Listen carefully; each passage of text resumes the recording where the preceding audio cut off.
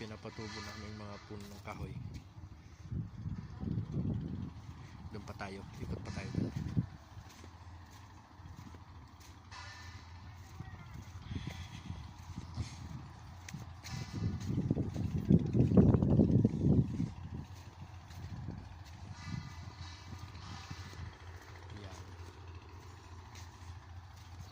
Dito naman tayo ngayon, papunta doon sa dulo.